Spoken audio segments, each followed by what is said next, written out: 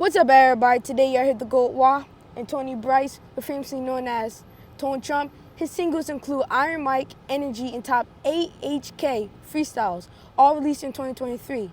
He also made a collaboration with Jim Jones on Can't I Dean in 2021 and Molly Stacks on Energy in 2023. His music is available on SoundCloud, and he was also included in a film company called Big Five Pictures. Ooh, He's a I great like man you, who took the time out of his day to give me this interview, which I greatly appreciate. Man, I appreciate Thank you. you, champ. Thank Big you for fan of what having you're me. doing, man. Nah, I appreciate it. Starting off with that, do you know the meaning of your name? The meaning of my name? Mm-hmm. No, man. I like how you just gave my government name out all on the intro like that. Too. No, I honestly I don't know the meaning of my name, but you're gonna educate me on it. I'm sure. Yeah, well, Tony means priceless, and Bryce means spotted. That means God spotted you out. Wow, He picked you out. I love that. I love that. It really mean priceless though? Yeah. That's hot. I agree. I like that. Today, I'm going to talk about image.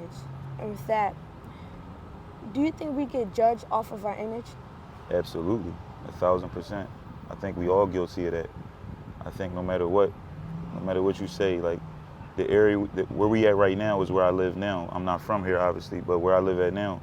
So when I walk out my door, my neighbors around here look at me differently than my neighbors where I'm from, and I look at them differently. So that's why I said we all do it, no matter what. Like, so I feel like your image, and I feel like image is, I don't want to say everything, but image is very important, very important.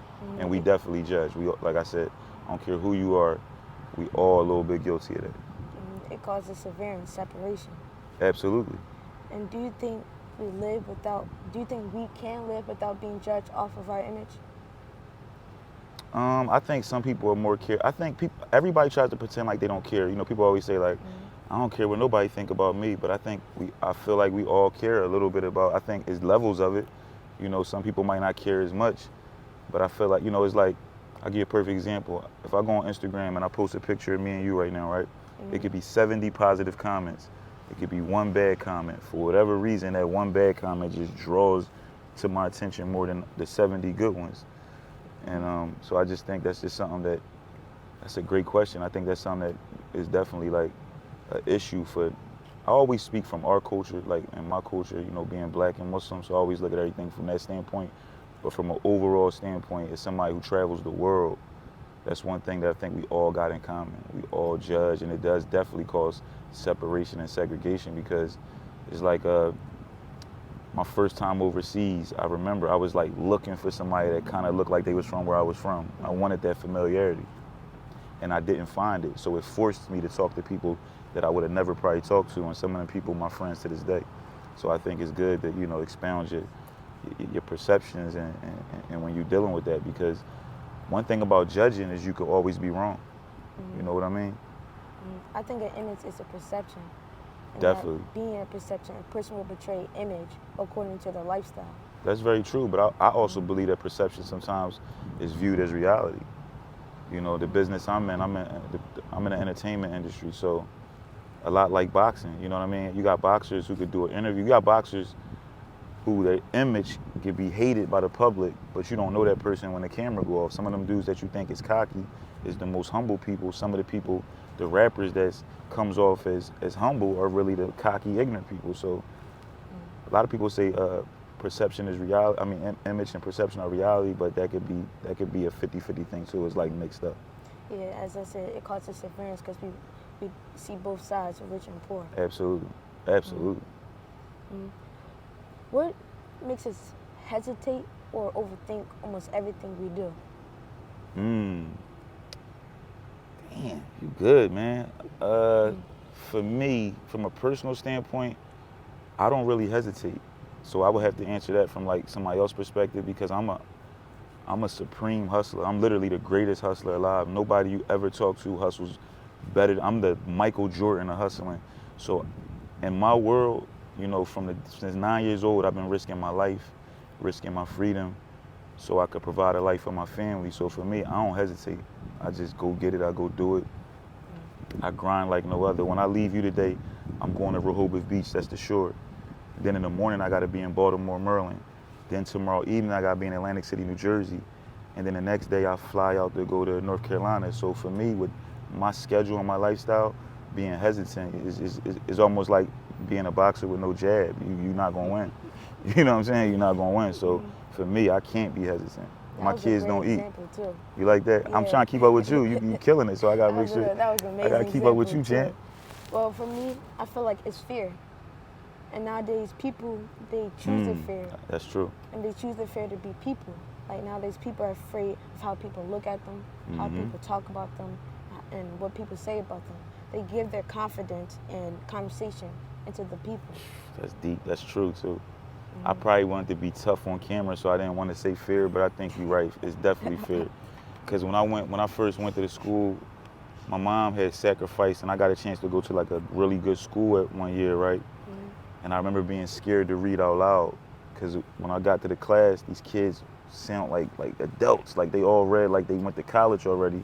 And I was coming from the Philadelphia public school system, so I was like, yo, they gonna think I'm like retarded or something, you know what I'm saying? So I was scared to read out loud. And I went from being like the smartest kid in my school in Philly, then now when I go to this other school, I wound up being pretty smart there too, but I had that fear that you talked about, because I was like, damn, they smarter than me, they know more, and when you tell that to yourself, you start making it a reality that might not even be a reality. So you gotta stay away from that. That's something fear is not good at all, so you gotta stay away from that. And for example, I also lost a fight because I gave my confidence to the other person. That's how I lost, because I didn't have no confidence for me. I gave it all to the other person. Why was that in that particular fight? Because I was new to it. It was like my second or third tournament, and I didn't know how to. I fell under the pressure. Right. And I didn't know how to react. Right. But now I definitely know how to react now. Right, and it's good to get that out early though too. You know what I mean? You don't want that to happen when you're on Showtime. So let's get it out on the second, third tournament, and that's good. You know that, because it's not a loss; it's a lesson. You know what I'm saying? I made so many mistakes. When I think about the things I did in 2012, 2013, I left so much money on the table. I left so many opportunities out there from the mistakes I made, but I learned from them so I don't make those same mistakes in 2025. It's good, because that's exactly the definition of the lesson. And That's you really right. learned off of it. That's right. Absolutely. And my last question is always the same question. Without the money, cars, or jewelry, even without family, respectfully, how do you find happiness within you? Without all that, I can't have my family, my money, my cars. For me, not to sound like cheesy or nothing, but for me, it's God. It's a law. Like, I come from a place where like I come from a neighborhood where nobody made it. And when I say made it, I mean to the level of like, I'm not talking about like, from when I was a kid, I never wanted to have a job, and I never had a job. I never worked a day in my life as far as a 9-to-5 job. So I looked up to, when I was younger than you, I looked up to like street guys. And then as I got to travel, that's why traveling is so important. You get to see more. So I just say spirituality, because I don't have my family and my cars and my home and none of that without God. Everything is from God, you know what I mean? So for me, when it's good, I say alhamdulillah, all praises to God. When it's bad, I praise God. You know what I mean? And my life has been like a journey where it's times where I feel like I'm rich, and it's times where I feel like I'm poor, and not just with money, spiritually. You know, your faith is like your phone battery. Sometimes your faith could be on 100, and sometimes it could be on 3%. And I don't even like, that question is hard for me, because to picture life without forget the cars and all that stuff, but my family, my children, I don't even want to fathom that. But that's a reality, because death is promised to us all. So for me, I would just say God, man. God is the all-being, the all-knowing. So long as I got God, which I always will have God, I always got a chance. And I always got the advantage. You know what I'm saying? I always got the advantage. Yeah, he's been with you since day one. Day one. And I appreciate you for this interview. I appreciate you too, man. Thank you. You good at what you do, man. And like, one thing I know a star when I see one. And I saw you early on, like, I'm trying to think who you was talking to, where I was like, damn, it might have been Devin Haney. Might have been that interview, but just seeing how you talk, because when I first saw you, I thought it was like a gimmick, like there's no way this kid is doing this. But then as I saw you more, I'm like, nah, he really got it, and you doing it great. Thank you. And I wish you the best, man. Thank you. And don't forget me when you know what I mean? When you not. Forbes list and all of that, and I need you, be there for me, man. I definitely am. And one advice I can give you, man, Just listen to your family. You got a good thing going. It's a family business. Listen to your family. Your pop made mistakes and been through things, so you don't gotta go through it. I was just watching Carmelo talk about that about his son. It's like he cleared things out in their roads. Some of the things that was in his road, it's the same thing I'm doing for my sons. Some of the roadblocks that was in the way, I'm moving them out for my kids. And that's what your pop doing for you. So listen to your pop and keep winning. Thank you. And thank you for my gift, and I owe you one. Nah, no And I'm problem. a good gift giver. I got you. Next time I see you, I promise I got Nah, you. I don't need no. No, it's This customary. interview was my gift. Man, I love you, man. Keep winning, all right? Nah, all right. Believe thank you. that. Well, you heard it from the man himself, Tony Trump. Tony Bryce, you said my name. You gonna give me a trophy.